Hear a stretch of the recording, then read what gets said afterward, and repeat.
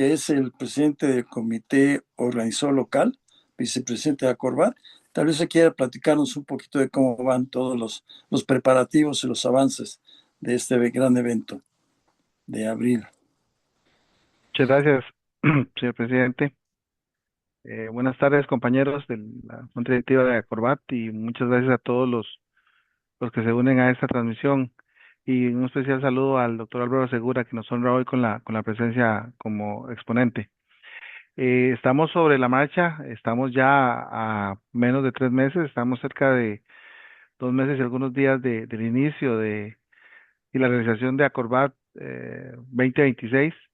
El evento más importante en el ámbito de la producción, la investigación, la comercialización de banano a nivel internacional, me atrevo a decir, y esperamos que sea un evento que reúna las expectativas de todos y cada uno de los asistentes.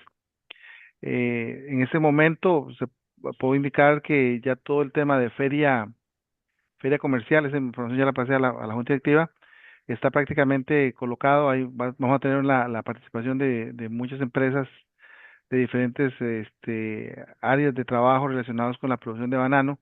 La feria comercial está prácticamente totalmente vendida, y ya las inscripciones están subiendo. En este momento tenemos más de 250 personas, pero está subiendo el número ya todos los días. Ya las personas están haciendo sus reservas.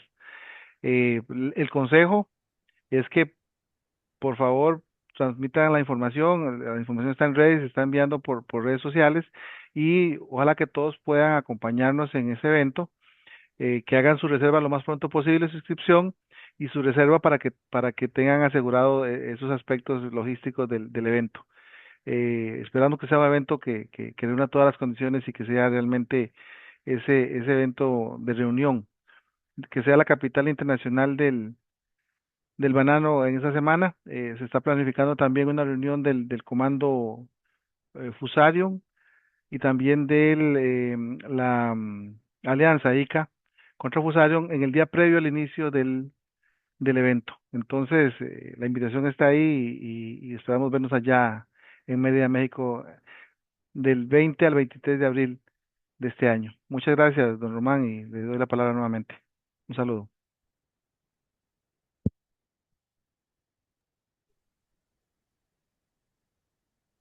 Don Se Román, nos- estás en silencio.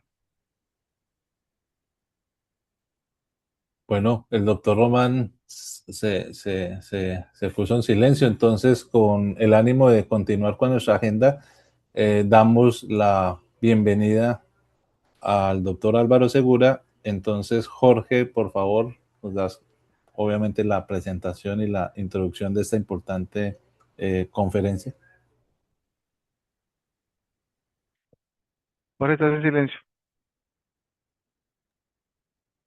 Buenas tardes para todos. Con el preámbulo que han dado los miembros del Consejo Directivo de Acorbat Internacional sobre lo que va a ser nuestra próxima reunión en Mérida en el mes de abril, hoy tengo el honor de presentar a nuestro conferencista para la actividad técnica del día de hoy. Ya como han podido ver en las notas anteriores, pues el doctor Álvaro es conocido en todos nuestros países, de donde se siembran las musáceas, tanto de Centroamérica, el Caribe y Sudamérica. Y hoy el doctor Álvaro Segura Monge, quien es de nacionalidad costarricense, voy a hacer una breve presentación de su actividad profesional. En lo que compete a su formación académica, él se graduó como ingeniero agrónomo en la Escuela de Fitotecnia de la Facultad de Agronomía de la Universidad de Costa Rica en el año de 1982. Posteriormente obtuvo el grado de máster en ciencias en fisiología vegetal por la Universidad Federal de Viçosa, Brasil, en el año de 1989.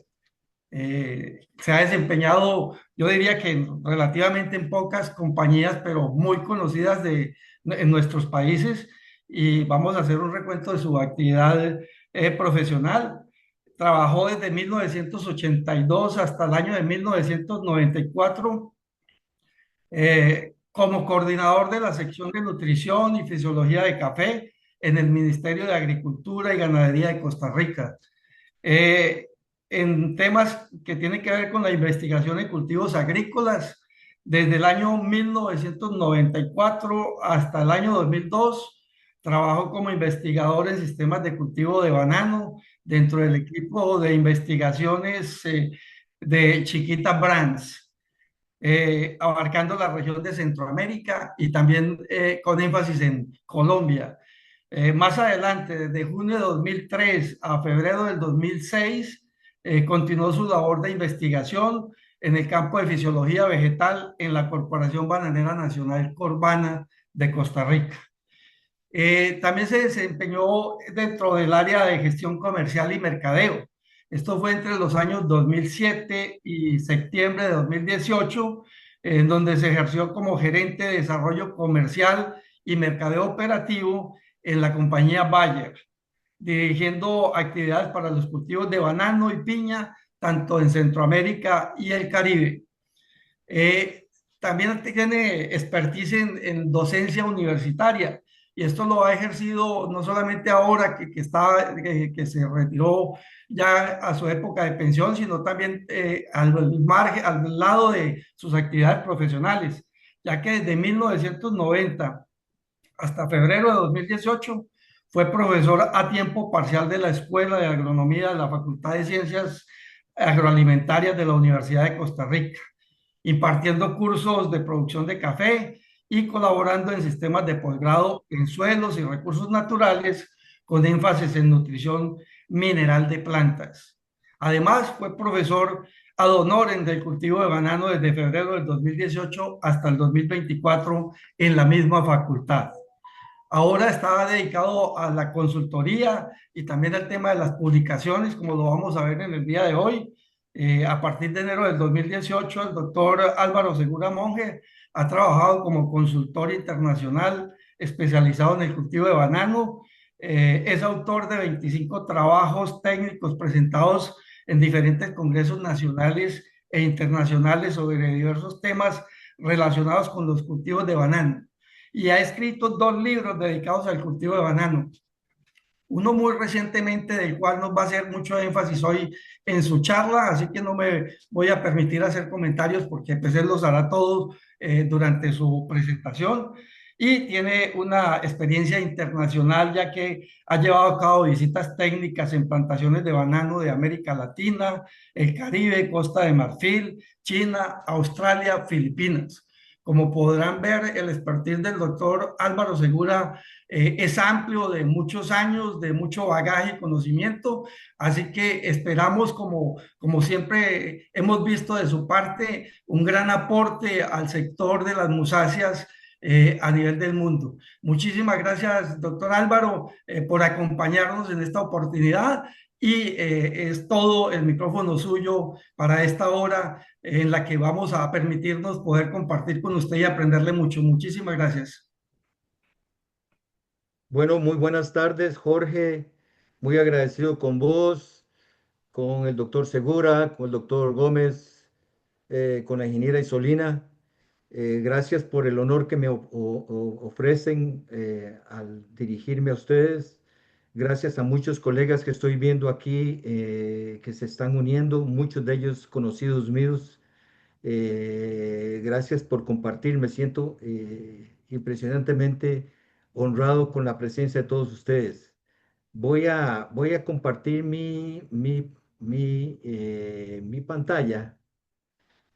Solamente, por favor, comunicarme si están viendo correctamente mi presentación.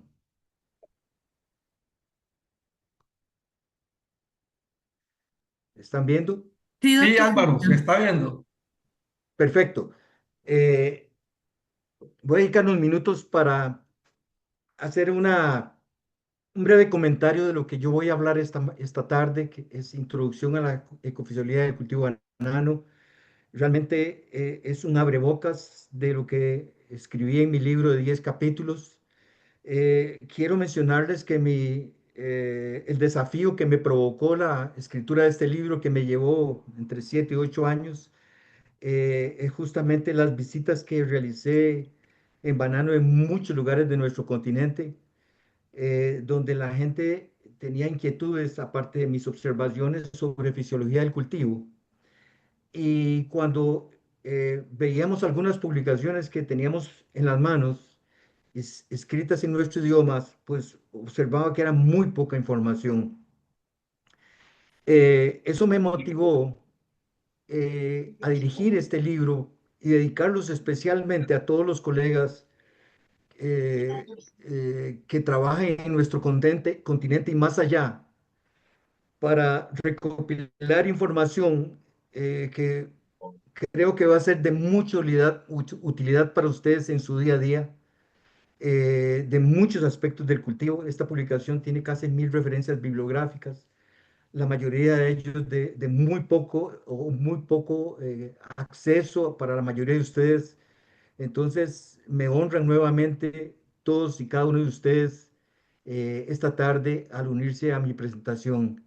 Eh, por favor, ahí está mi dirección de correo electrónico y mi teléfono de WhatsApp. Voy a dejarlo un minutito después. No creo que vaya a haber suficiente tiempo para evacuar todas las preguntas que ustedes puedan tener a bien, pero siéntase en la confianza absoluta de poderse comunicar conmigo si en alguno de los temas, y me comprometo en que en su debido momento puedo responderles en extenso de sus preguntas y comentarios. Bien, voy a hacer una descripción muy rápida.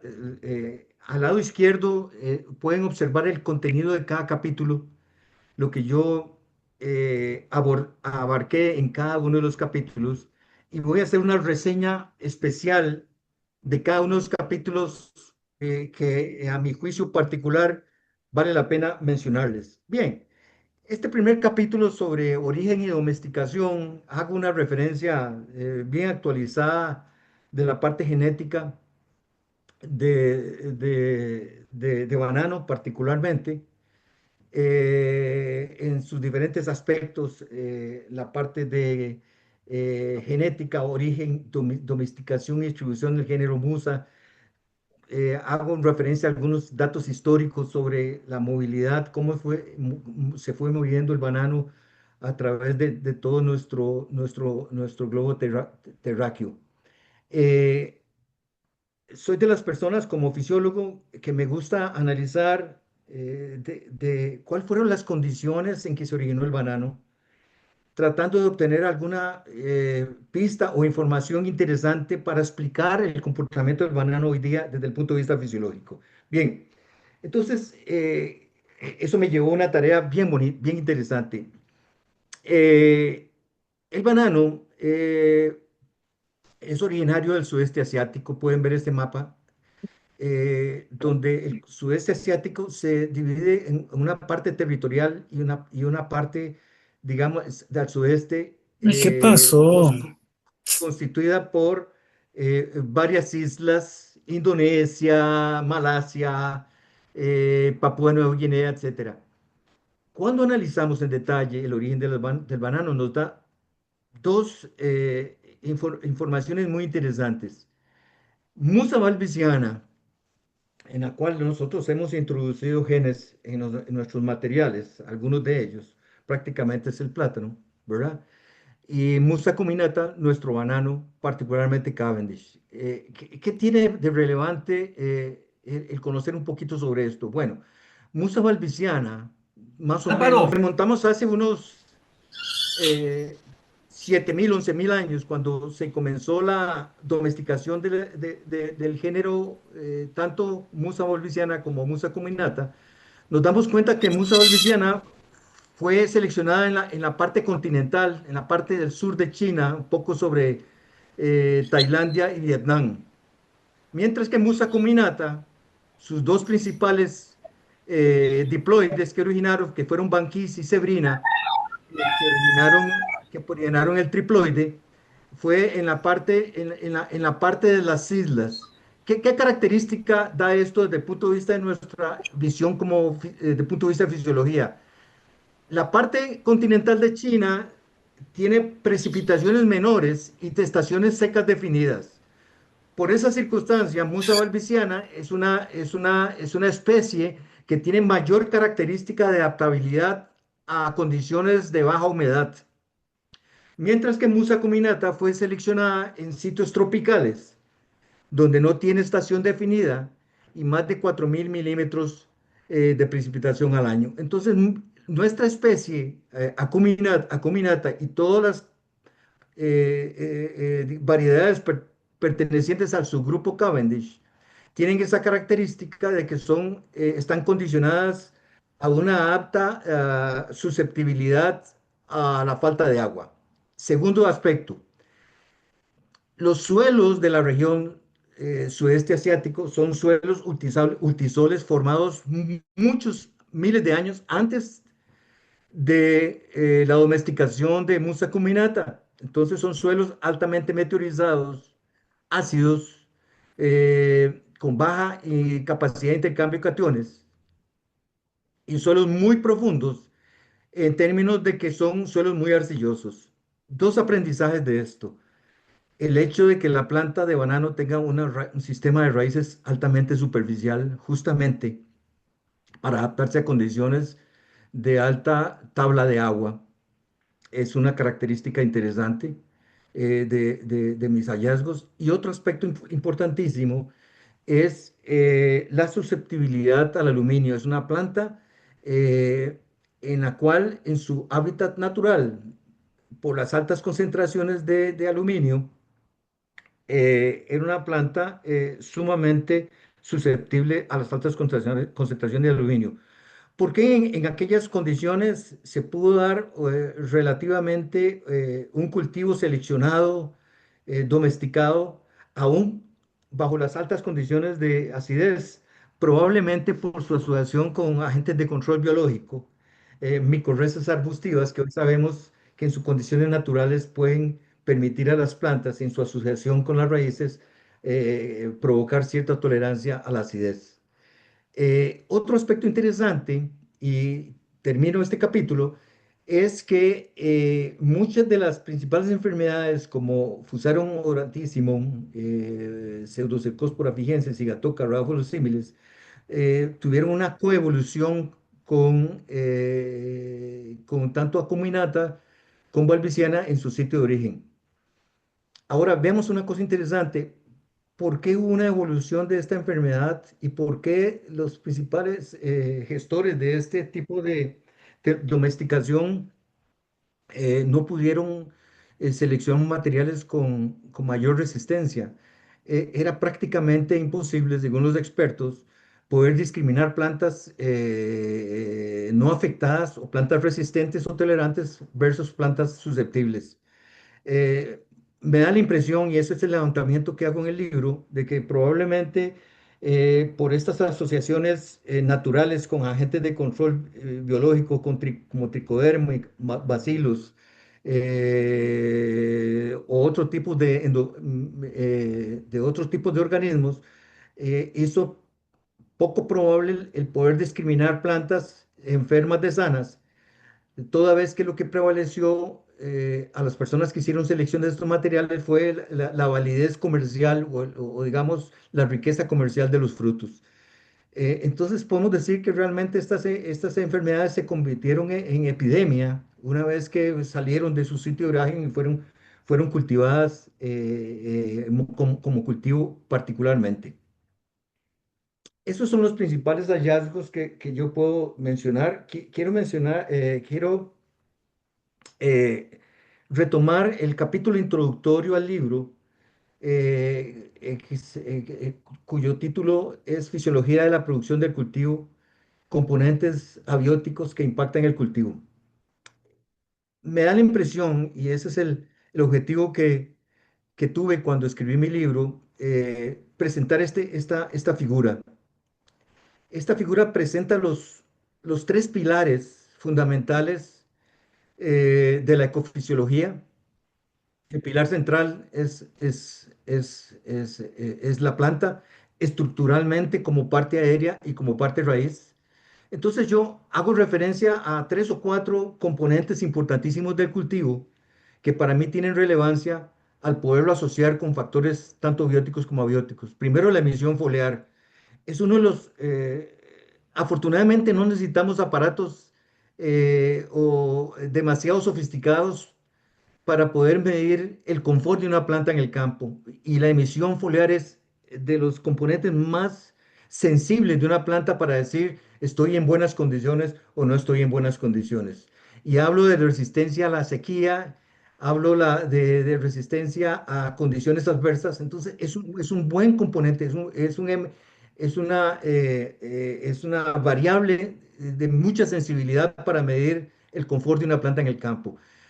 Esa emisión de foliar nos va a dar la razón de lo que es el área foliar, que es el componente importantísimo primario para poder realizar fotosíntesis. No sin antes mencionar que como planta C3, la planta de banano, al igual que el 85% de las plantas de nuestro planeta, tiene dos particularidades, o una particularidad especial, es la fotorrespiración, que es un fenómeno que hace perder capacidad de la planta para utilizar carbono para producir biomasa. Y la fotorrespiración es particularmente importante en periodos de estrés que voy ahorita a referirme. Entonces, ya con la fotosíntesis, podemos tener, además del componente suelo, que es sanidad de raíces y nutrición, pues dan el componente productividad que nosotros entendemos. Al lado izquierdo, quiero mencionar los factores bióticos, en realmente cómo es el entorno y cómo afecta a la planta algunos de estos componentes. Dentro de esos componentes abióticos, desde luego la luz, el agua, la temperatura, la disponibilidad de oxígeno, de CO2 y el viento juegan un papel fundamental. En el contexto actual, estos componentes, en su condición de o en baja condición o en alta condición, que es lo probable que ocurra con el cambio climático global, nos va a dar cierta posibilidad de la planta reaccionar en términos de productividad.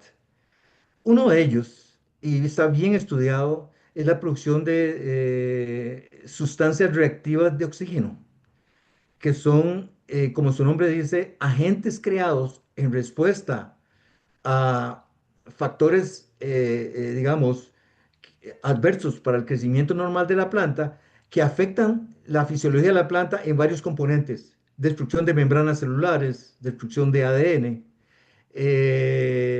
pérdida, al perder las membranas celulares capacidad para selectiva, entonces crean un caos dentro de la planta que provoca la muerte.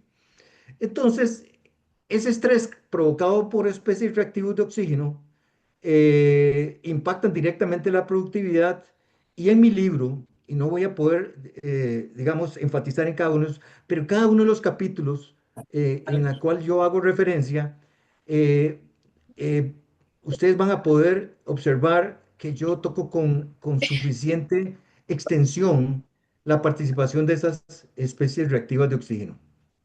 Por otro lado, no hay que olvidar que la planta de banano, como todas, es una planta estructurada y las raíces son extremadamente fundamentales en este componente como un todo.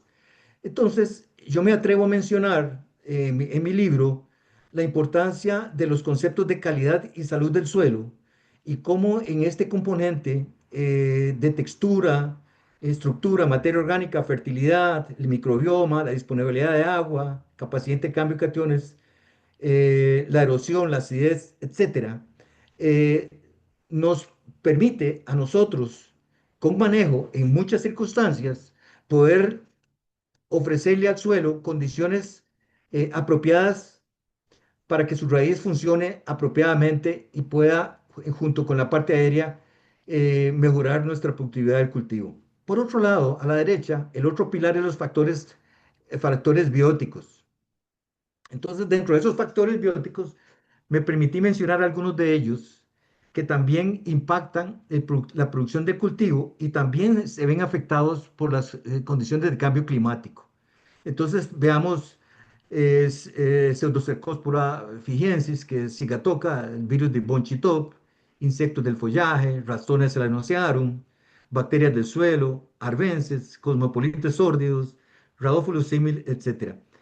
Era imposible para mí hacer un ejemplo o un ejercicio exhaustivo de cada uno de estos agentes bióticos, cómo impacta la productividad. Entonces, en mi libro, en los últimos 3 capítulos, hago referencia en detalle a 3 enfermedades importantísimas de nuestro cultivo: Sigatoka, Pseudocercospora fijensis, eh, Fusarium oxysporum, raza 4 tropical y Rhodophyllus similis. Entonces, para estos 3 agentes patogénicos, eh, hago una referencia en detalle de cuáles son las herramientas que tienen estos patógenos para dañar a nuestra planta y cómo la planta tiene capacidad para defenderse de ellos.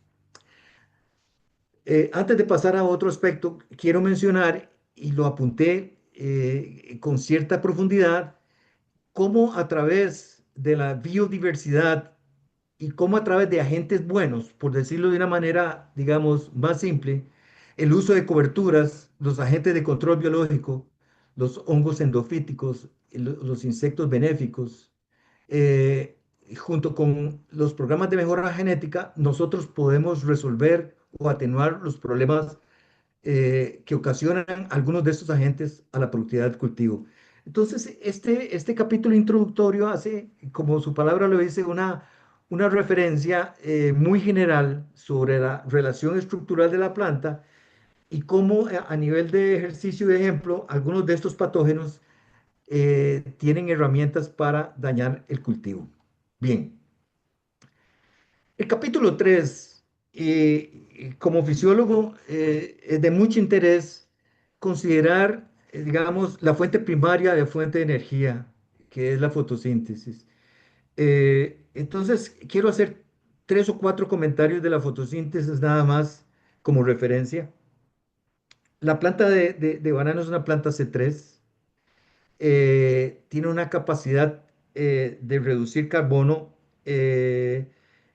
menor que una planta C4 como una poácea, pero este gráfico particularmente que yo estoy presentando lo hicimos en condiciones de campo hace algunos años en la Corporación Bananera Nacional y medimos un efecto de cómo responden los principales cultivares de aquella época, algunos de ellos todavía presentes, a al aumento de la intensidad de la radiación fotosintéticamente activa, o sea, entre 400 y 700 nanómetros. Entonces me llevé una sorpresa. La planta de banano tiene una enorme capacidad para responder a intensidades de flujo de fotons, o sea, radiación fotosintéticamente activa muy altas, casi como 2000 micromoles. Es una radiación impresionantemente alta. Si ustedes ven, eh, vamos a ver, aquí tengo donde tengo el cursor.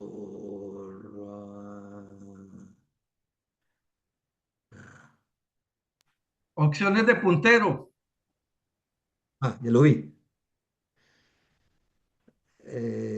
Puntero láser, ¿verdad? Sí, Correcto. Si ustedes ven la curva de dispersión de los datos, nos llama la atención que una gran cantidad de acúmulo de datos está a una radiación de entre 500 y 600 micromoles por metro cuadrado por segundo. Esas son las condiciones reales que en muchos de nuestros países la planta tiene capacidad de reducir carbono. Eh, Radiaciones muy altas son realmente poco frecuentes por efecto de la nubosidad. Los sensores que permiten medir la fotosíntesis son extremadamente sensibles a la presencia de nubosidad. En la mayoría de nuestros áreas bananeras tropicales, estamos sujetos a movimientos muy fuertes en la nubosidad. Entonces, si bien es cierto, desde el punto de vista biológico, la planta tiene capacidad para reducir carbono a radiaciones muy altas, en la realidad, en las condiciones de campo, lo que ocurre es que realmente entre 500 y 600 micromoles por metro cuadrado por segundo, por ahí andamos, en la mayoría de los países tropicales y en condiciones de nubosidades normales. Quiero llamar la atención dos elementos sobre la fotosíntesis. Primero, como toda planta C3 es afectada por la fotorrespiración.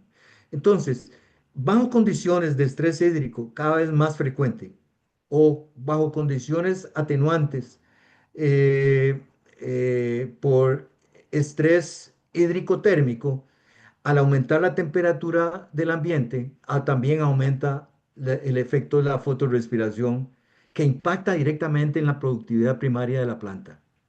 Entonces, uno de los principales factores que provoca la falta de agua de este cultivo altamente susceptible a la falta de agua, ya lo había mencionado, es justamente la fotorrespiración.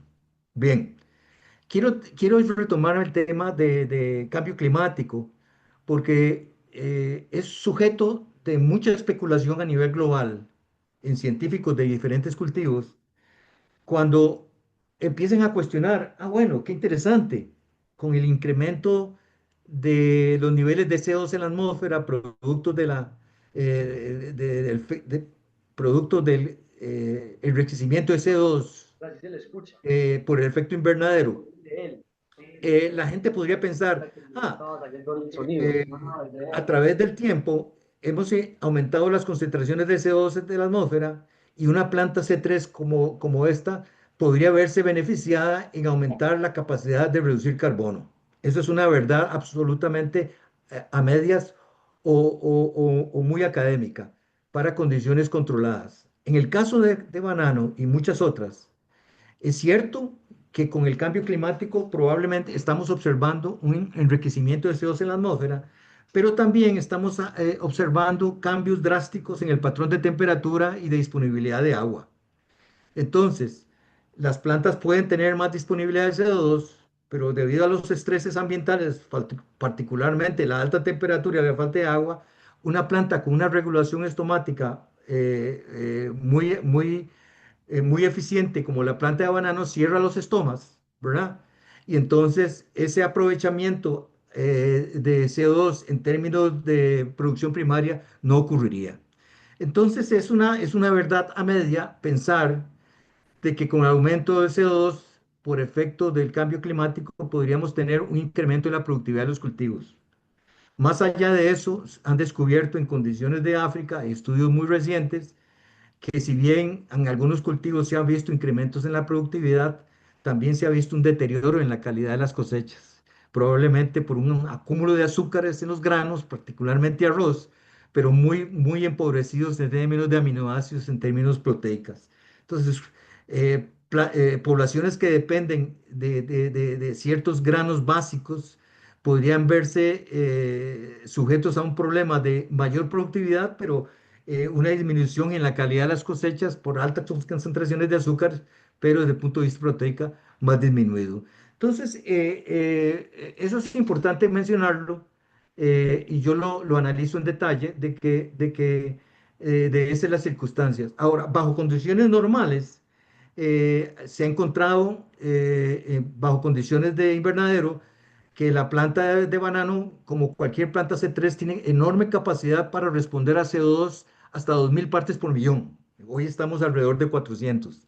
Pero quiero dejar claro que eso es ficticio en términos de que en la realidad, en las condiciones de campo, esas condiciones de alta temperatura atentan contra la capacidad de reducir carbono. Básicamente es lo que quería mencionar. Bien, otro aspecto importantísimo de mi libro son indicadores de productividad. Ahí se los voy a dejar varios componentes.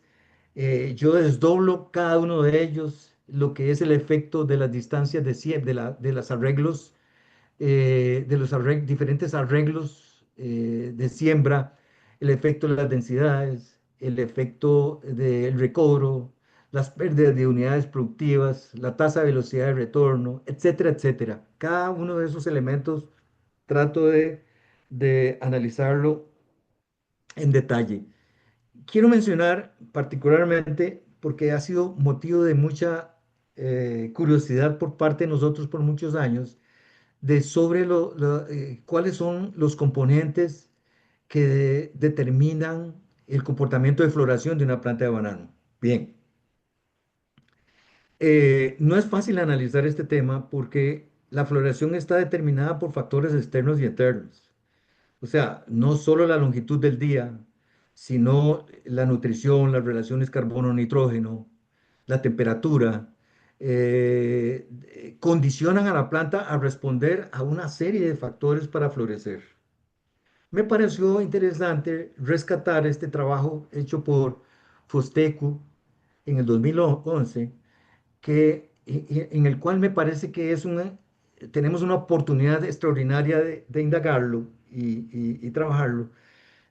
Estos investigadores lo que hicieron en la columna número 1, correlacionan el nivel de horas disponibles para la planta en función del número de emisión de hojas. O sea, en el caso uno es cuando la planta emitió, ¿qué pasó cuando la planta emitió 14 hojas? Perdón, cuando había emitido menos 14 hojas. Esto es negativo. Esto es cuando la planta tenía 8 hojas antes de la floración, 9 hojas, 11, 12 o 13 antes de la floración. Y lo relacionó en diferentes lugares del mundo respecto a la floración. Entonces, lo que está en negrita, lo que nos dice es que hay una correlación razonablemente interesante entre las horas de luz disponibles entre cuando la planta tiene, eh, cuando la planta tiene entre 8 a menos 11 semanas antes de la floración. O sea, hay una estrecha relación prácticamente con la diferenciación floral. No es una correlación hacia la floración, sino más o menos en el momento que ocurre la diferenciación floral. Entonces, los investigadores llegaron a la conclusión que la planta de banano, si bien puede florecer en días cortos o en días largos, ellos estimaron que la planta de banano es una planta que tiene un fotoperiodo largo, una respuesta facultativa de días largos. En otras palabras, cuanto mayor la disponibilidad de luz al momento de la diferenciación floral, la floración es mayor. Vean que las correlaciones no se acercan ni siquiera al 50%. Entonces yo me atrevería a decir que si bien es cierto, en el caso de hora sol es muy determinante, desde luego hay otros factores que deben ser considerados. Pero si nosotros tomamos matrices de plantaciones de banano y con los datos históricos que nosotros podamos y hacemos un juego de determinar más o menos cómo era la intensidad, cómo era más o menos la relación entre estas dos relaciones, podríamos tener resultados interesantísimos. Entonces, en este capítulo toco relaciones, además de eso, relaciones fuentes-sumidero, relaciones alométricos para estimar el peso racimo, etcétera, etcétera. Yo creo que les va a gustar mucho la aproximación de este cuarto capítulo. Bien. Quiero mencionar rápidamente un trabajo que me tocó hacer nosotros en Corvana hace muchos años, donde hicimos disección de plantas y efectivamente encontramos que el comportamiento, digamos, fenológico de los tres principales cultivares de Cavendish es muy similares, ¿verdad? Donde nosotros observamos que hay una relación entre los tres cultivos respecto al número al número de hojas emitidas. Entonces, esto no hace diferencias claras entre cultivares respecto al condicionante fenológico. Voy a pasar. Bien, el capítulo 5 me llama la atención o me motivó a escribir un poquito sobre raíces, que es un tema que me ha llevado la atención desde hace muchos años. Entonces, el capítulo es titulado Las raíces de la planta de banano, estratificación de las raíces en el suelo, capacidad de intercambio catiónico de la raíz, toxicidad y mecanismos de tolerancia. Quiero tratar, reseñar tres aspectos de este capítulo importantísimo. Por experiencia propia de algunos trabajos que me he involucrado, podemos observar que la materia seca total de las raíces llega a más de un 10% de la masa total de una planta. Eso implica que la funcionalidad de las raíces del banano es altamente importante para esa relación estructural parte aérea, parte raíz. Entonces, me lleva a un segundo elemento, componente de sanidad. Si sabemos que es un 10% de materia seca, nos implica que debemos preservar. Continuamos. Entonces, el aspecto de sanidad de raíz es muy importante, toda vez que es una producción de materia seca por parte de la raíz es muy baja, ¿verdad? Entonces, también tiene una funcionalidad espacial. Todos sabemos que desde el punto de vista de nutrición, prácticamente después de que la planta emite la floración, prácticamente no hay emisión de raíces. Entonces, es tremendamente importante la funcionalidad de las raíces como un todo. Yo quiero llamar desde el punto de vista de las raíces dos aspectos que es, un aspecto fundamental que es la tolerancia y digamos, los aspectos fisiológicos asociados con el daño provocado por aluminio en los suelos, cosa que es muy frecuente en muchos de nuestros suelos de nuestro continente, amén de todo el mundo, en términos globales. Si bien es cierto, está bien documentado el efecto del aluminio sobre el crecimiento de las raíces, sobre la absorción de agua y absorción de nutrientes, quiero llamar una atención particularmente especial de un trabajo paralelo que me encontré del doctor Sousa en otros cultivos, que se puede observar en esta fotografía. Eh, las concentraciones de aluminio altas no solo provocan problemas de crecimiento de raíces, sino provocan grietas, provocan daños en las partes apicales de las raíces, que son las raíces, las partes más expuestas. eh, y este tipo de lesiones, como se ve en la fotografía, puede ser un factor adicional de que en suelos ácidos tenemos una mayor oportunidad o probabilidad de ingreso de patógenos vía las raíces en condiciones donde la acidez provocada por aluminio es fuerte. Llámese Rastonia, llámese Fusarium y llámese otros más. Entonces quiero llamar atención de que desde el punto de vista de lo que podemos hacer para disminuir el riesgo de ingreso de patógenos a nuestros suelos es controlar eficientemente la acidez, que podría pensar que es una condición adicional de bioseguridad para minimizar los impactos de esta enfermedad. Ahí se los dejo para que lo lean en detalle. El capítulo 6 tiene que ver todo con el efecto hídrico, el efecto estrés hídrico sobre algunos procesos fisiológicos. Quiero llamar la atención de que la falta de agua per se no es solo el principal factor que provoca estrés o condiciones inapropiadas para el cultivo, sino la asociación de falta de agua y alta temperatura. Entonces, por eso yo llamé estrés hídrico térmico. De- Está bien, digamos, como pueden ver, hago referencia a los requerimientos hídricos del cultivo y hago referencia a tres síndromes asociados con el estrés térmico en el cultivo. Uno es el arrepollamiento o estrangulamiento foliar, ya me voy a referir.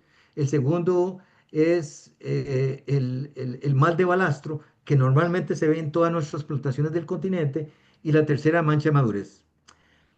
Quiero particularmente referirme como un modelo, y eso es una hipótesis, de lo que yo intuyo provoca el mal de balastro y más que todo es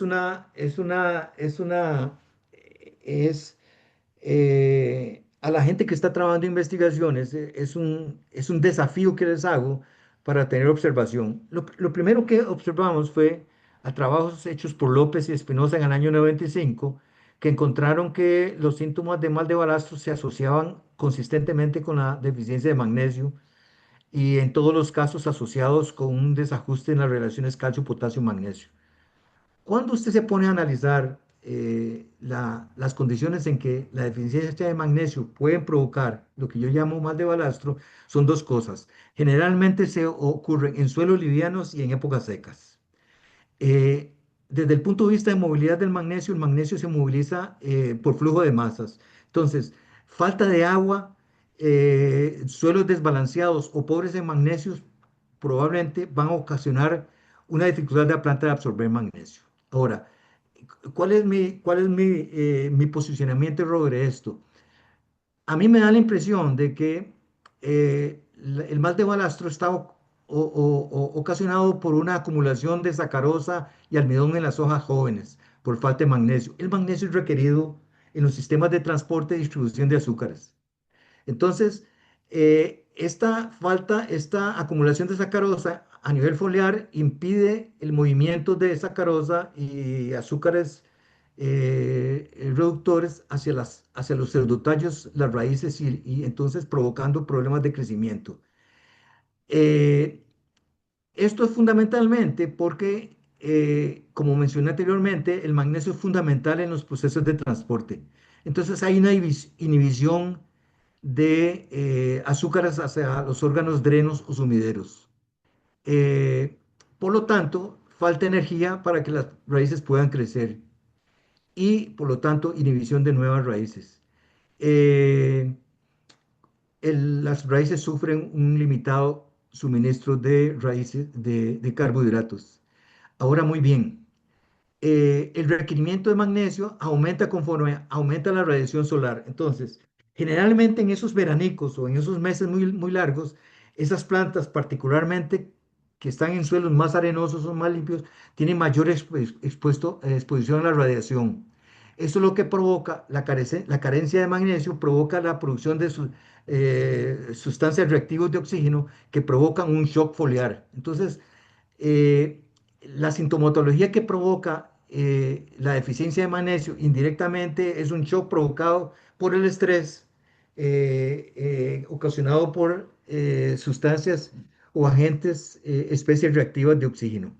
Entonces, a mí me parece que con esta información, y esto es el desafío que hago a la gente que trabaja en investigación, podría ser interesante medir, y es muy fácil medirlo, un diagnóstico metabólico, como es medir, acompañar las acumulaciones de sacarosa y almidón en diferentes hojas con respecto al tiempo. Lo que sí es interesante es que el efecto de mal de balastro sí se observa en todas las plantaciones, particularmente en áreas más pobres, más arenosas y siempre asociados a problemas de falta de agua y en muchos casos antropogénicamente ocasionado por desbalances en la relación carbono, potasio y magnesio. Entonces ahí se los dejo como curiosidad y el capítulo está bien, analiza en detalle esta figura no está en el libro, pero se puede resaltar. Otra de las cosas que yo quiero referirme respecto a otro síndrome muy importante asociado con eh, falta de agua es el asunto de mancha de madurez. Por muchos años, en los estudios que yo he profundizado, hablamos que la carencia de calcio en el momento de la diferenciación floral o en el momento de llenado de la fruta se asocia a la presencia de mayor severidad de mancha madurez. En un estudio que hizo Ruiz, en el cual tuve el honor de participar como director de tesis hace unos años, descubrimos que en la segunda mitad de año, en condiciones de Sarapiquí, en Costa Rica, observamos un asocio a eh, de- una asociación entre eh, altos contenidos de hierro y presencia de mancha madurez. En otras palabras, Cuando nosotros tenemos condiciones reductoras, particularmente en estas secciones, lugares del país, nosotros provocamos una transformación de hierro más 2, de hierro más 2 a hierro más 3. La planta absorbe concentraciones altas de hierro más 2, que es antagónico con el calcio y con el magnesio. Entonces, la falta de elasticidad de la fruta al crecer y todas las condiciones biológicas asociadas a mancha madurez es provocado, sí, por una deficiencia de calcio, pero en estas condiciones, eh, esa deficiencia particular y temporal de calcio es provocado en sí por un exceso de disponibilidad de hierro o en zonas con mal drenaje o con alta precipitación. Entonces, eh, en adición a calcio, hay factores que disponibilizan el calcio, no en el momento de la diferenciación floral, sino en el momento del llenado de la fruta, que tienen condicionantes en términos de producción de una alta severidad de mancha madurez, como normalmente ocurre. Nosotros, para las condiciones Costa Rica, más o menos en los meses de julio, agosto, septiembre, los meses más lluviosos, tenemos fruta creciendo con un grado muy alto y generalmente tenemos mayor incidencia de mancha madurez. Entonces, pienso que eh, el mejoramiento de los sistemas de drenaje podrían ayudar también a atenuar el problema de mancha madurez. Hay que medirlo, hay que medirlo. Otro aspecto interesante, colegas, que yo creo que ha sido la pregunta del millón de dólares en la industria bananera es qué causa el arrepollamiento. Y cuando ustedes analizan en detalle el efecto de muchos factores sobre el arrepollamiento, no hay no hay una razón única y, para poder justificar la presencia de lo que hoy nosotros conocemos como arrepollamiento y todos los problemas ocasionados por el arrepollamiento, como es la dificultad de controlar apropiadamente la cigotoca, la capacidad de tener racimos de buen tamaño, o de formación de fruta que nos bajan el ratio, etcétera. Entonces yo levanto un modelo eh, que digo lo siguiente: la planta en su condición normal puede estar sometida a condiciones de estrés. Esas altas condiciones de estrés puede ser alta temperatura, puede ser sombramiento o puede ser falta de agua, anoxia. Ok. ¿Cómo responde la planta ante estas condiciones de estrés? La planta responde a través de una regulación hormonal, como muchos otros procesos, donde el etileno es el que juega más importante porque el etileno es una hormona que al final desemboca en una hormona de estrés. Lo que provoca el etileno en respuesta a este desbalance y en respuesta a su condición ambiental es una hiponastia, o sea, lo que nosotros vemos, que es un levantamiento de las hojas, ¿verdad? En una decisión vertical. Realmente el arrepollamiento no es una causa, sino es un efecto. ¿Por qué la planta provoca esa hiponastia? En el caso de banano, hay plantas que tienen la capacidad de modular, modular el movimiento de las hojas en respuesta al estrés. La planta de banano no tiene esa capacidad. Entonces produce una hiponastia. ¿Qué beneficios le da la hiponastia desde el punto de vista biológico? No estoy hablando como productor bananero. Bueno, reduce el ángulo de exposición a la radiación, ¿verdad? Minimiza el calentamiento del follaje, reduce la producción de especies de activos de oxígeno y minimiza el daño oxidativo a los tejidos. La planta no tiene compromiso con las cajas que nosotros, con el tamaño del racimo ni con las cajas que nosotros vamos a empacar. La planta tiene compromiso en una respuesta de cómo sobrevivir a esas condiciones estresantes. Entonces, a mí me da la impresión de que nosotros podríamos, también es un desafío, hacer un monitoreo de cierto tipo de hormonas a nivel foliar digamos, y también a nivel de inductores de etileno, si podemos tener alguna asociación entre estas hormonas en un acompañamiento a través del año, particularmente yo diría un año, y ver la relación entre estos niveles de inductores de etileno en relación a la hiponastia, que es lo que nosotros conocemos como arrepollamiento. Bien, Capítulo 7. Jorge, disculpa, voy a parar. ¿Cuánto tiempo dispongo todavía para la charla? Álvaro, yo creo que unos 15 minutos a 20 más. Bueno, en 20 minutos, estoy sobrado. Bien. Capítulo 7. Este capítulo habla sobre el efecto de hipoxia o anoxia sobre la planta. Ya, entonces vamos a hablar de cómo afectan las condiciones de baja humedad en el suelo sobre la planta. Yo quiero que ustedes vean esta fotografía de un trabajo que hice algunos años.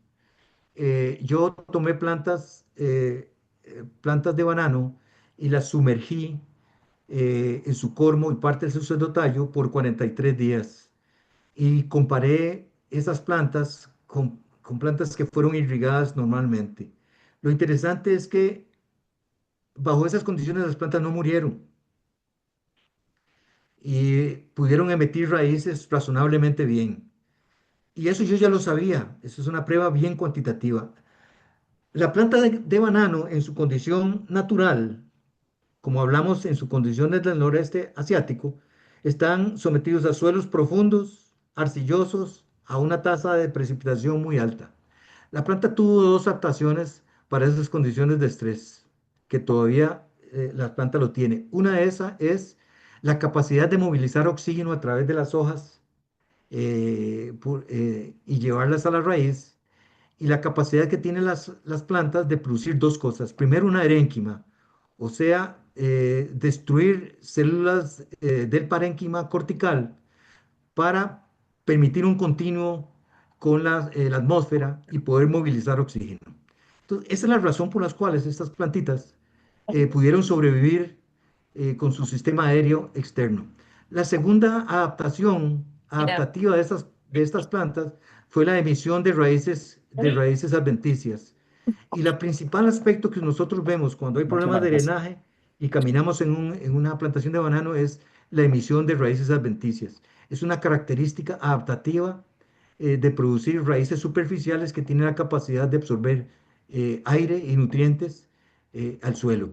Entonces, esta es una característica interesantísima que cuando usted lo analiza en la retrospectiva de por qué la planta es así, por qué reacciona a esas condiciones, puede tolerarlo. Ahora, vuelvo a mencionar, la planta de banano biológicamente no tiene compromiso con la industria bananera en términos de cajas o tamaño y racimo. Tiene un compromiso con perpetuarse como especie. Entonces, la planta no va a morir por falta de oxígeno. Desde luego que otros componentes como el tamaño y el racimo y todo se van a afectar. Pero esa es una esencialidad, esa es una condición básica de su condición de raíces. Bien, es muy difícil evaluar la respuesta al oxígeno de una planta en condiciones de campo. Este fue un trabajo que hice en el tiempo que trabajé en Corbana con una tesis de un estudiante mío de la universidad, en la cual en condiciones de invernadero evaluamos el efecto de aplicación de oxígeno en una curva de respuesta, que es la primera columna, y nosotros por 2 meses medimos cómo las plantas producían materia seca cuando teníamos cero oxígeno a máximo oxígeno. Entonces, lo primero que nosotros observamos en el primer renglón es que lo primero que se afecta por la falta de oxígeno es la producción de materia seca de la raíz, altamente. En generales, en condiciones digamos, para que tengan una idea, eh, 4,5 o más de miligramos de oxígeno disuelto te da más o menos una presión parcial de oxígeno de 16 a 20 kilopascal. Esa es la condición normal de una planta con un buen drenaje. Menos de 4,5 es una condición de estrés. Ahí lo que yo estoy comprobando en este trabajo es que definitivamente la falta de oxígeno provoca una mortalidad de las raíces y afecta fundamentalmente la producción de materia seca de las raíces, amén de otros componentes. Entonces, definitivamente es una planta que es muy expuesta a la falta de oxígeno, que lo que puede provocar anegamientos parciales o problemas en la red en la red de construcción o mantenimiento de los drenajes de nuestras plantaciones. ¿Cierto? Bien, eh, quiero pasar rápidamente a los tres capítulos que tienen que ver con factores bióticos. Uno es Fusarium, el otro es eh, Pseudocercospora y por último Rhadophilus similis. Quiero llamar la atención del capítulo 8, que es Fisiología del daño y defensa de las plantas en presencia de Fusarium odoratísimo, dos cosas. La planta, el hongo tiene la capacidad de producir varios tipos de fitotoxinas. Las que están más identificadas y más relación con la severidad de la enfermedad son dos. Una es el ácido fusárico y el otro es bevericina. Estos dos gráficos lo que hacen es graficar diferentes aislamientos de fusarium, ¿verdad? Eh, respecto a el índice, respecto a la concentración de ácido fusárico y beobericina en un material que es el Pisan Aguac Wanfeng Musa ABBB. Lo que nos dice es lo siguiente, es muy rápido. Cuanto más concentración de ácido fusárico tenga o beobericina tenga un aislamiento, mayor es la severidad de fusarium. Hay muchos aislamientos naturales todavía en su sitio de origen que tienen la capacidad de producir ácido fusárico más allá de la raza 4. Eh, entonces, el mensaje aquí es que no basta pensar en buscar resistencia a la raza 4 tropical porque tenemos una infinidad en su sitio de origen, que Dios primero no nos llegue, no salgan de su sitio de origen. Trabajo hecho por el doctor Kema en un trabajo muy interesante sobre detección de razas, aislamientos en su sitio de origen. La otra cosa que quiero que observen es cómo impacta esas fitotoxinas. Las fitotoxinas lo que inducen fundamentalmente, junto con las cifas, es una reacción de las plantas inmunológica a la producción de sustancias reactivas de oxígeno. Estas a su vez causan un efecto oxidativo y el efecto oxidativo sobre los tejidos es destrucción de membranas celulares, proteínas, ADN, etcétera, hasta provocar la muerte y entonces aumenta la muerte de los tejidos. En el caso de Fusarium, en el caso de Sigatoka, Pseudocercospora, son organismos hemibiotróficos, o sea, que pueden completar su ciclo de vida tanto en tejidos vivos como en tejidos muertos. Entonces, ¿qué es lo que sucede? Es que aún cuando tenemos presencia de Fusarium en nuestras plantaciones y tenemos vainas muertas externas en nuestras plantas, si hay presencia de Fusarium, tenemos capacidad de producir órganos reproductivos. O sea, no es pensar de que la producción de órganos reproductivos del hongo solo se van a producir cuando el órgano avanza y destruye la planta. No, hay emisión de estructuras reproductivas en órganos muertos.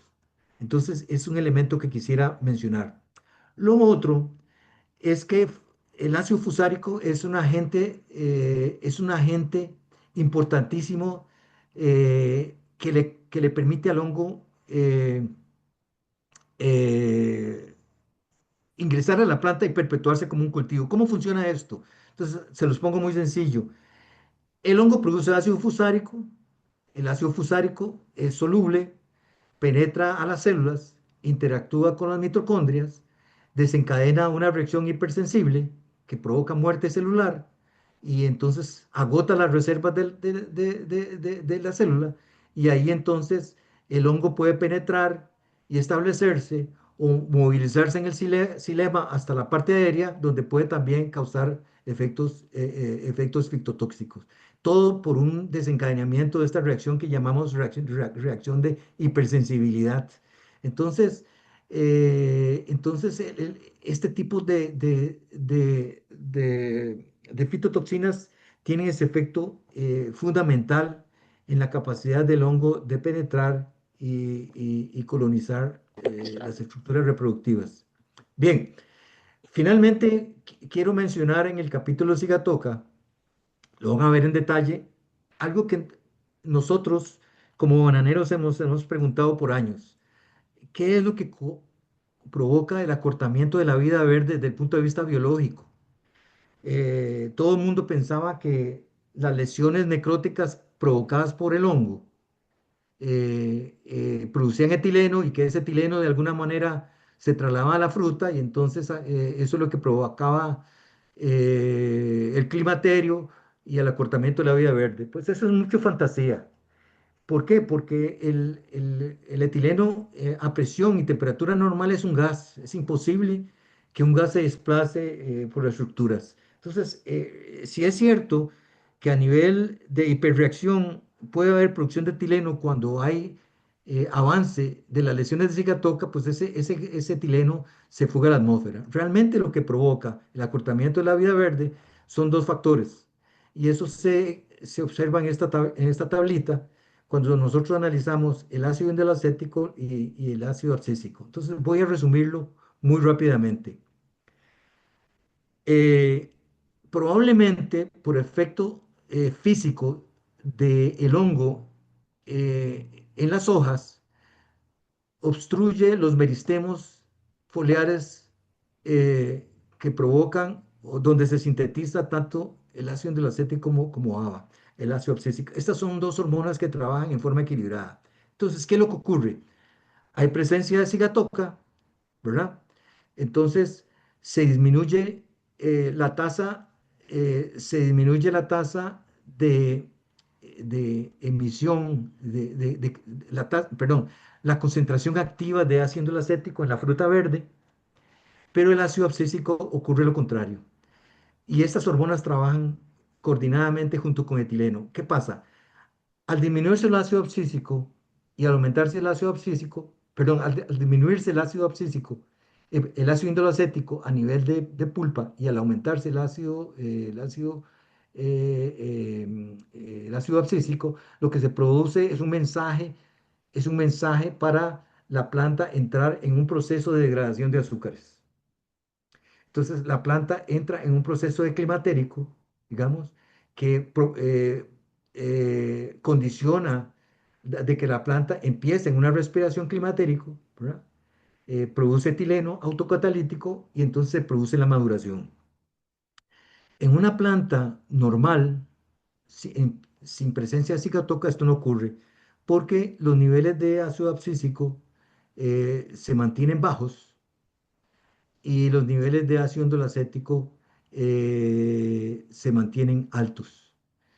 Entonces, eso es una de las razones por las cuales un racimo en condiciones normales de campo, si usted compara la vida verde de una planta, de un racimo que fue cortado respecto a la vida verde de un racimo que se mantuvo en la planta, normalmente un racimo que permanece en la planta dura más tiempo en madurar.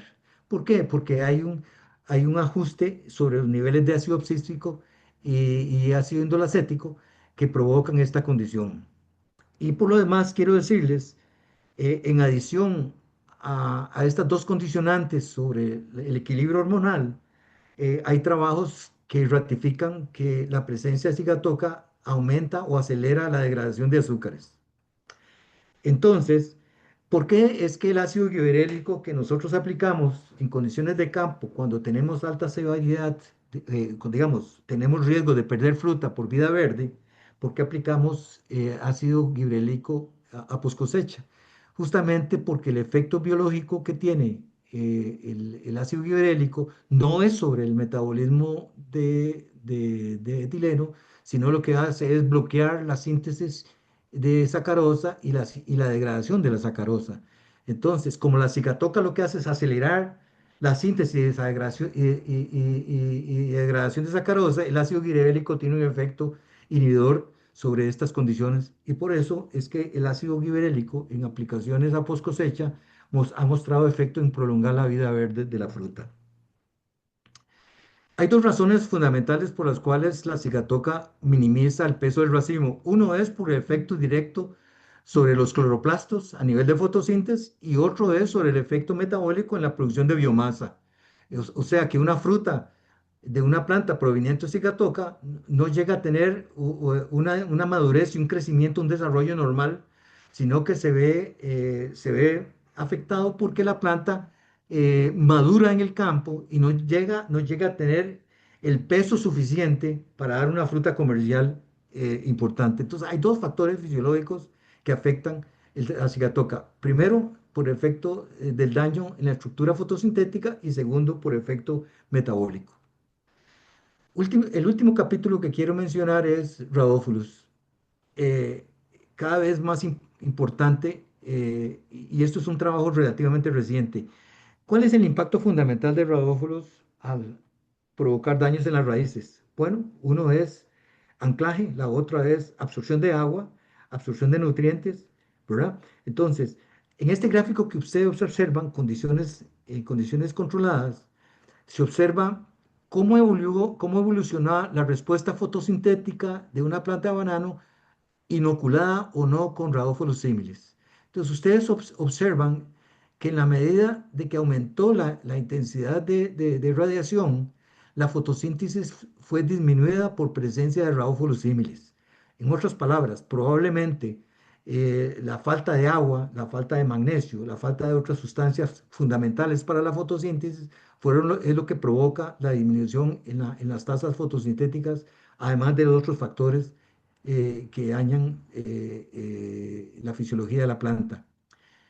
Lo último, y esto no está retomado en mi libro que apareció luego, me llamó mucho la atención un trabajo que recientemente observé, es que por efecto de las altas poblaciones de nematodos, la planta experimenta una disminución en el índice de área foliar.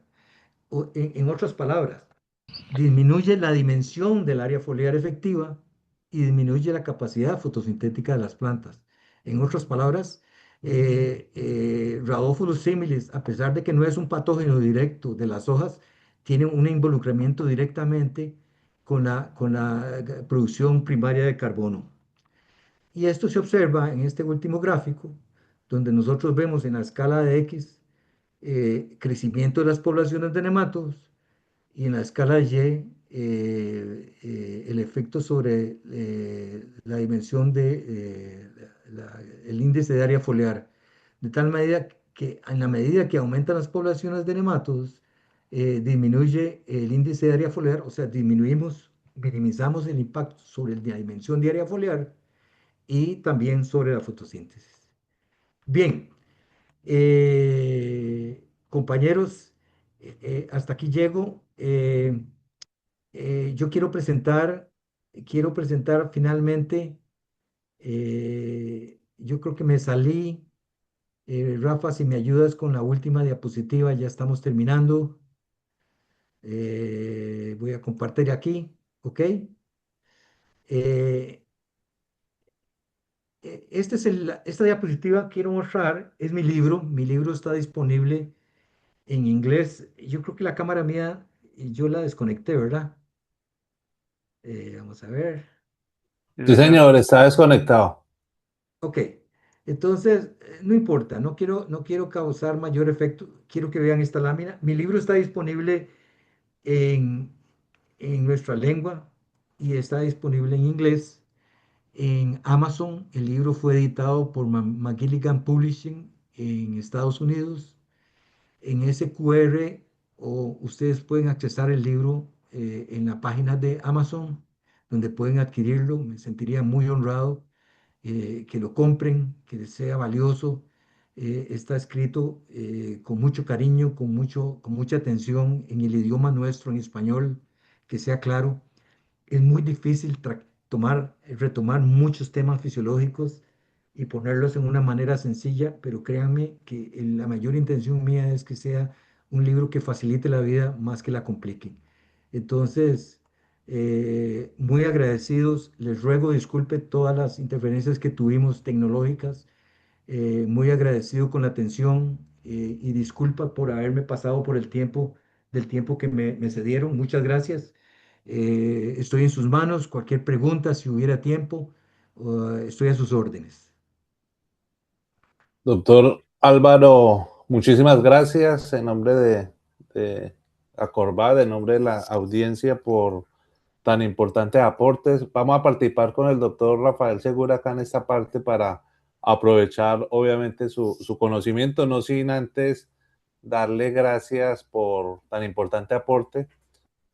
Primero, un tema tan complejo como tiene que ver la fisiología, ponerla en un libro, en unos capítulos muy importantes, entonces de verdad ese aporte para la región, para la discusión de nuestros problemas que suceden en todas las zonas bananeras, ¿no? Temas muy actuales, pero que adicionalmente necesitan mucha discusión, ¿no? El tema de sequía, el tema de inundaciones. Hoy en día estamos con coyunturas en Colombia, en Ecuador, el año pasado en Costa Rica y otros periodos fuertes con temas de sequías y en fin, la problemática en nuestros países, el tema de fusario hay que profundizarlo.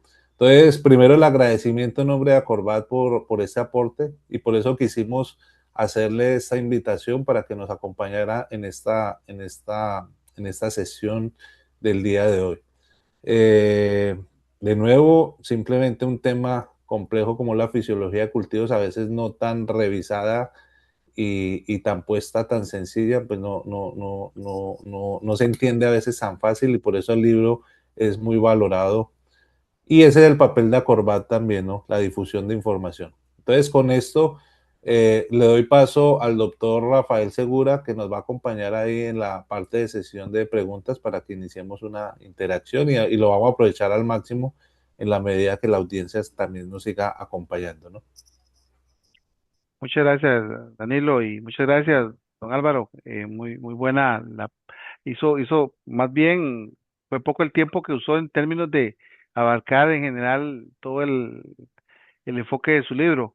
Aquí tengo mi copia para que quede ahí en los registros. Estamos revisando temas de mucho interés de verdad en el tema de la fisiología, en la ecofisiología del cultivo del banano. Em, Hay varias preguntas entre las felicitaciones que hay de varios de los asistentes. Y algunos preguntan que cómo se puede conseguir el libro. El libro entiendo que solamente se consigue a través de Amazon. Don Álvaro me corrige. Correcto. Amazon es muy rápido.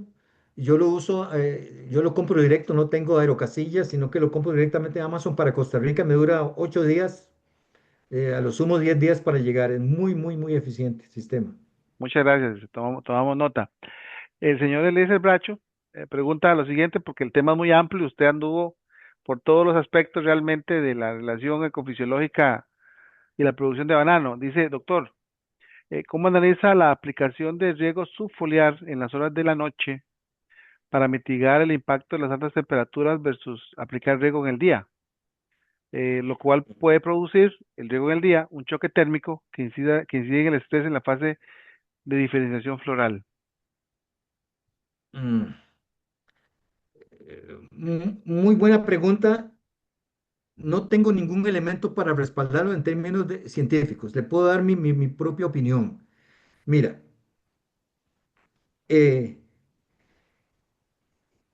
el riego subfoliar tiene una condicionante, depende de la época que usted lo haga, es que eh, condiciona la presencia del hongo, ¿verdad? Entonces, uno dice, y yo he visto en condiciones de Guatemala, si hay algún colega chapín que me corrija, ¿cómo es posible que nosotros tengamos grandes desarrollos de cigatoca, por ejemplo, en los meses secos en Guatemala, que no deberíamos tener porque no hay lluvia, y sin embargo hay problemas del hongo, porque nosotros hacemos riego? Y entonces condiciona la planta a esa situación de agua libre, entonces tenemos presencia del hongo. Son épocas fuertes de presencia del hongo que en Guatemala, si más no me olvido, usan sistémicos porque realmente son condiciones muy severas. Eh, Uno pensaría que las horas apropiadas para regar debería ser o muy temprano o tarde en la noche. Desde luego que sí. ¿Por qué? Porque tenemos una mayor eficiencia de uso de agua por parte de nosotros, baja los costos por la causa de la evapotranspiración. Es la forma apropiada de hacerlo, ¿verdad? Ahora, tenga cuidado en términos de horas de riego, porque he visto problemas de anegamiento hipoxia en zonas donde riegan, porque no está bien llevado la parte, digamos, la parte técnica del manejo del riego. Es lo máximo que podría decirle respecto a su pregunta. Disculpa que no tengo datos para respaldarlo. Muchas gracias. Muy buena la observación, don Álvaro. Aquí el señor Manuel Fernando de Mazorra Agudelo, de Colombia, dice, gracias por compartir la información y los resultados de la investigación. ¿Dónde se pueden consultar los resultados? Entiendo que hay mucha literatura en esto y yo he revisado la literatura que pusiste en el libro, es bastante. Adelante, don Álvaro. Correcto. Eh, Fue un trabajo bien exhaustivo de selección de información que fuera reciente y aplicable. eh, Casi 1000 citas bibliográficas. Entonces, yo le facilito la vida a mucha gente porque puede contactar, puede irse a las fuentes primarias muy fácilmente. Muchas de ellas disponibles, o algunas de ellas disponibles en Internet. Sí, Ahí estoy viendo que la revisión, la literatura tiene las direcciones DOI donde se puede accesar cada sí, uno de las referencias. Muy bien, todas.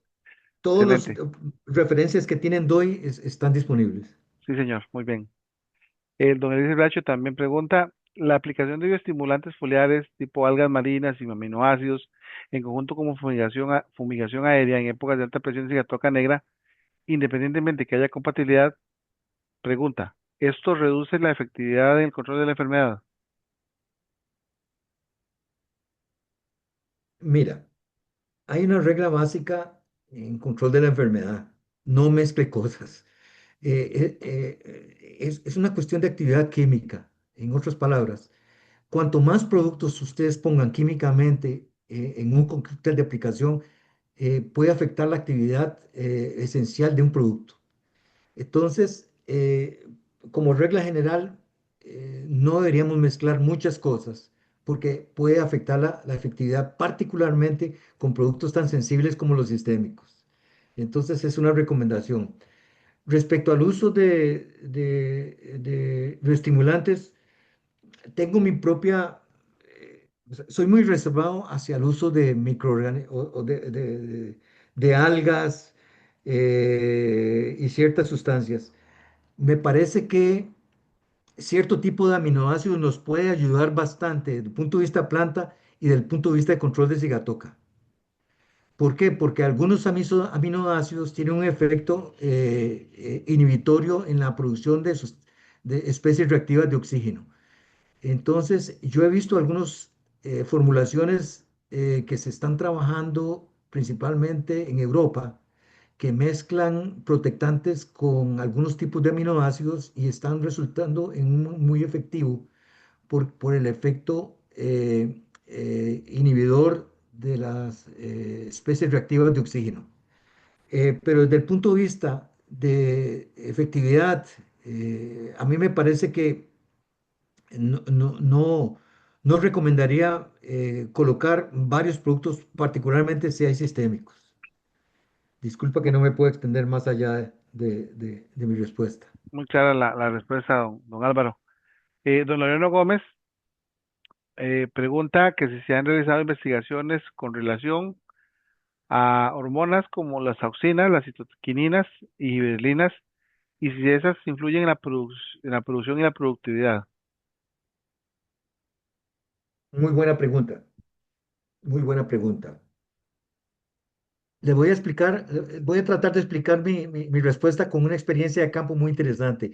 En el año 2023 fui invitado a hacer una visita a varias regiones de Ecuador para medir el impacto de las altas precipitaciones que hubo en el primer semestre sobre el fenómeno de pérdida de productividad, arrepollamiento, etcétera. Lo primero que observé es en plantaciones jóvenes una carga de hormonas muy fuerte, tanto al follaje como al suelo. Yo tengo la impresión, por lo que he leído y lo que he podido discutir con otras personas, es que el uso de hormonas tiene un efecto, tuvo un efecto deleterio en términos de malformaciones, abortos, y entonces yo soy muy cauto a la hora de aplicar hormonas. En lo particular, yo no recomiendo el uso de hormonas. Eh, Algunas de estos reguladores de crecimiento tienen una función a corto plazo. Pueden provocar un efecto de ayuda a la emisión de hoja, pero ese efecto estimulante en una semana o 2 semanas cae. Entonces, eso implicaría que tendríamos que estar haciendo aplicaciones muy frecuentes, particularmente de ácido gibrélico. Otra cosa que no, que hay que tener cuidado es que algunas de estas hormonas, sobre todo eh,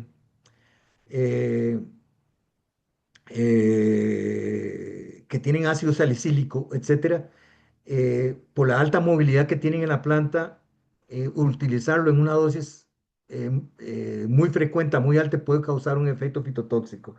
Entonces, por esas razones, eh, yo soy de las personas que opinan que si las condiciones del suelo son normales, la planta tiene capacidad para producir sus propios reguladores de crecimiento. Soy muy temeroso del uso de reguladores de crecimiento porque a mi largo de mis años involucrado en el cultivo he visto cosas muy negativas. Entonces hay que tener cuidado con eso. Muchas gracias, don Álvaro. Gracias. Muy bien. Eh, de Dinagro nos preguntan, ¿qué sucede con la relación del AIA y el ABA, fitorreguladores, en una planta que tenga resistencia o tolerancia a cigatoca negra con respecto a otra que no? ¿Qué sucede con las proteínas de resistencia PR? Muy buena pregunta. No, no lo sé. No, no lo sé. No, no lo he visto. No, no, no lo he indagado.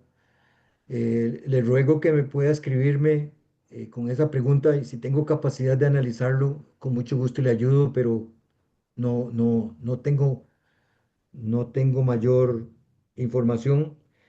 Sí puedo decirle un pequeño comentario. Eh, las plantas que tienen cierto tipo de tolerancias, eh, si hay una resistencia inducida, puede producirse cierta cantidad de hormonas en mayor concentración. Por ejemplo, eh, auxina, ácido indolacético, puede ocurrir por un efecto inductor de resistencia. Y eso está bien documentado. Pero específicamente su respuesta no lo sé. Mándeme un correo ahí, averígüese mi correo. Yo creo que yo lo puse en la prueba y le ayudo a evacuar su respuesta con todo gusto. Por favor, pongamos el correo de don Álvaro en el chat para la consulta que está solicitando. Lucía dice, don Álvaro, muchas gracias por la presentación, muy informativa. Saludos. Don Luis Giacometto, muchas gracias, doctor. Muy buena presentación. Ya compré el libro el año pasado. Qué bueno, don Luis.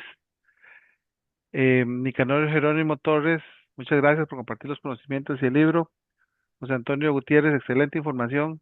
Concordamos totalmente. Orlando González, muchas gracias por su valiosa información sobre el tema. Atentamente, Orlando, desde Puerto Rico. Jairo, gracias por la charla. Elise Bracho, muchas gracias por sus respuestas, doctor. Y Moisés, aplicaciones de aminoácidos más silicio. Ayuda a la producción de hormonas como auxinas y fortalece la pared celular. Puede ayudar al tema de reducir el impacto de cigatoca. Sí, es lo que traté de explicar. Eh, el silicio funciona de dos maneras. El silicio es un agente que puede ayudar como inductor de resistencia y fortalece membranas, paredes celulares. Entonces, tiene un efecto estructural y funcional, desde luego.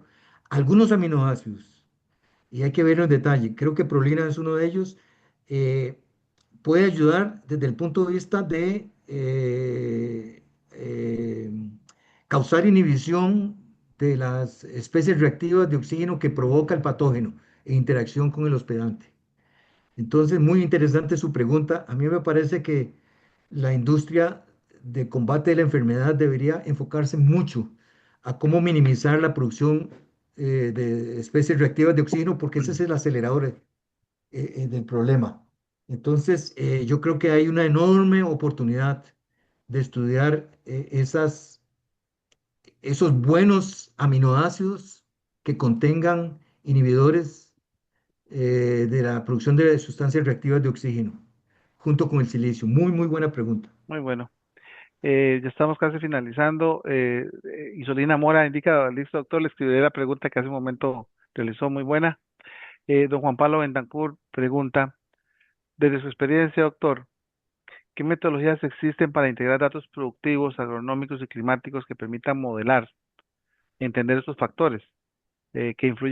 ¿Cómo influyen estos en las cajas exportadas? ¿Cómo podría un productor aplicar este enfoque con sus propios datos y qué herramientas recomendaría para implementarlo a nivel de campo?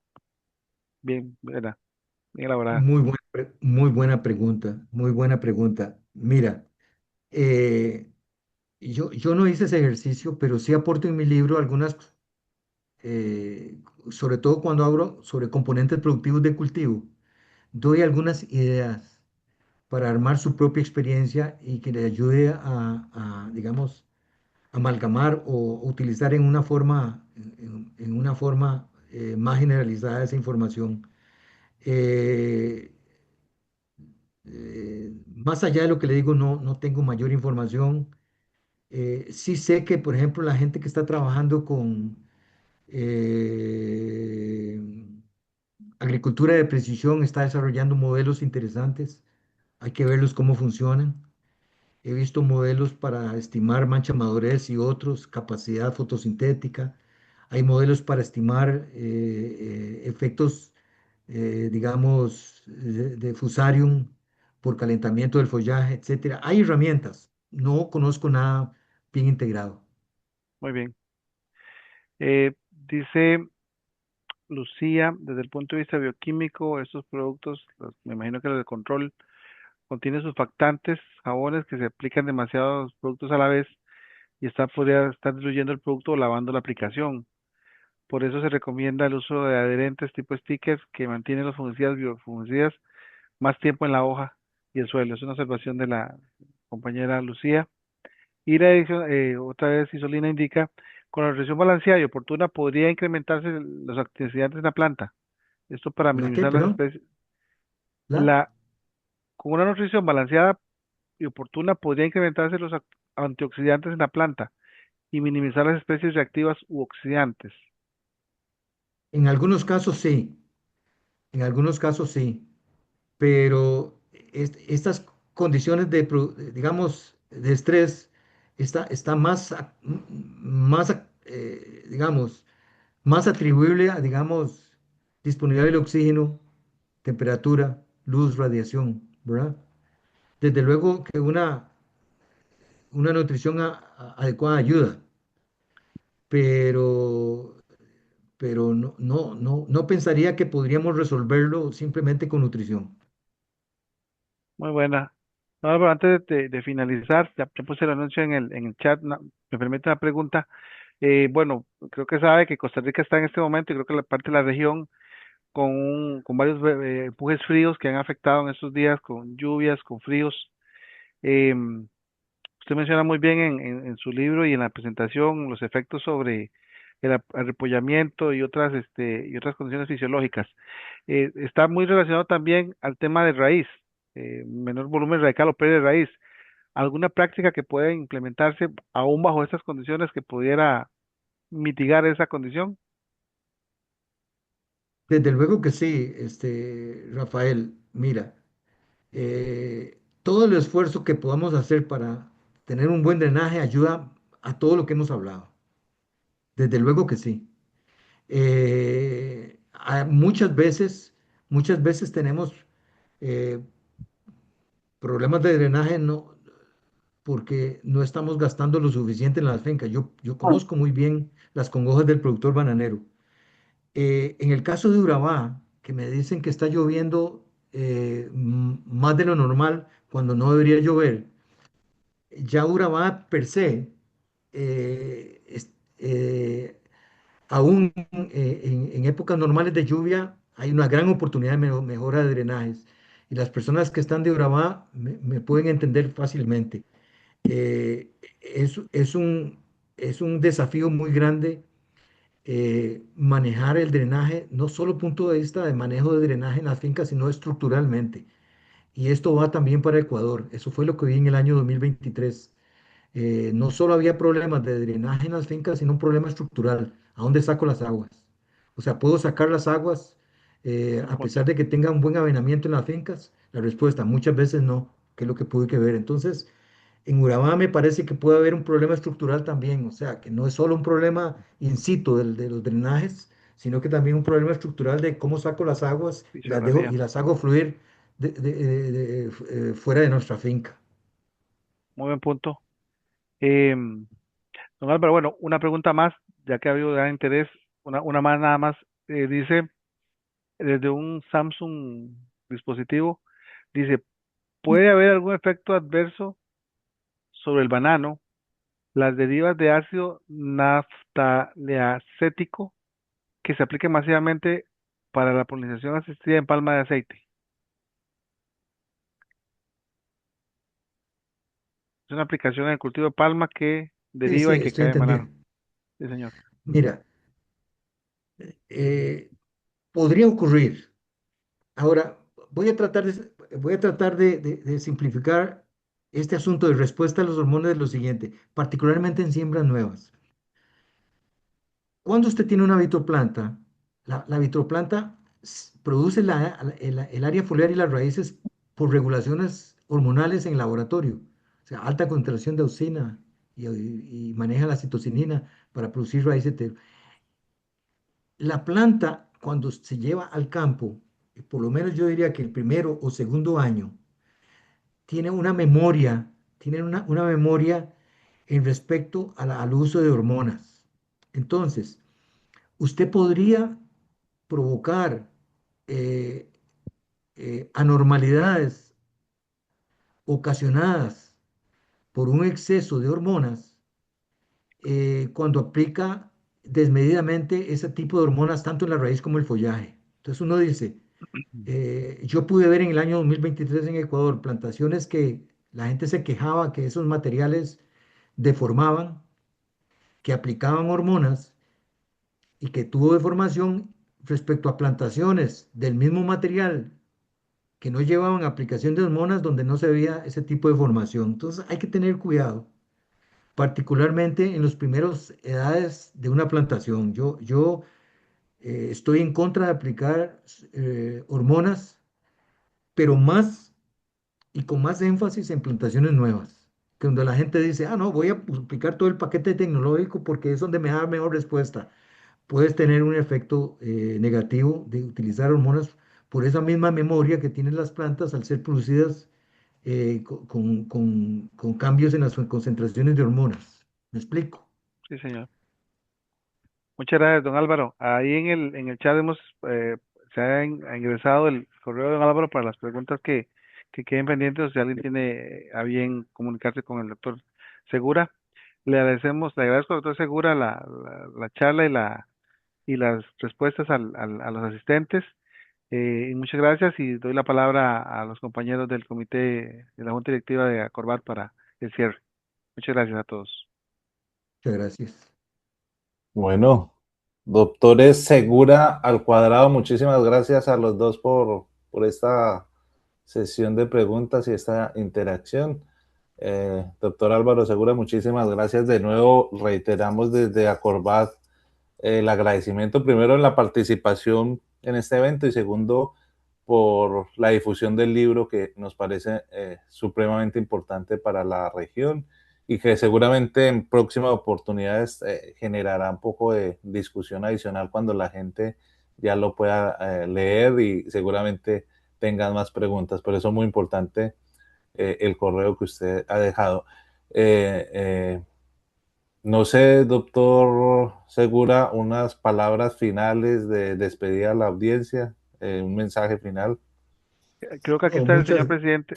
Perdón, ah, adelante, sí, adelante, don Álvaro. no, Sí, muchísimas gracias nuevamente por la oportunidad. Tengan la seguridad de que este libro lo hice con todo el empeño enfocado en el productor bananero.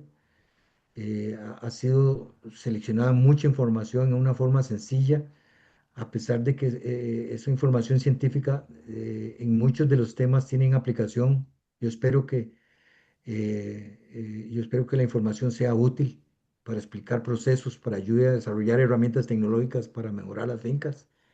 Estoy sumamente honrado, tremendamente agradecido que me hayan invitado, compartir con ustedes, saludar a grandes amigos que he visto aquí en el chat, que hace rato no veo. Muchas gracias por todo. Gracias, don Muchísimas Álvaro. gracias, doctor Álvaro Segura. Doctor Román, Sí, sus muy bien. palabras. Sí, muchas gracias. Para cerrar la sesión, primero que nada, no solo una felicitación, sino también un agradecimiento a la doctora Álvaro Segura. Excelente presentación, un libro muy interesante que seguro despertó inquietudes entre los asistentes, ¿verdad? Para aprender un poco más de ecofisiología. Y pues otra vez, gracias a todos los que participaron en esta conferencia de Acrobat Online. Muchas gracias a todos, que tengan una feliz tarde. Hasta luego. Ok, muchísimas gracias, Álvaro. Buenas tardes. Muchas gracias a Hasta todos. luego, Muchas hasta gracias luego, buenas también, tardes. ingeniero Álvaro. Saludos de la revista Banana Export. Muchas gracias. Un saludo, abrazo fuerte a todos. Éxito. Ok, muchas gracias, doctor. Bueno, buenas tardes.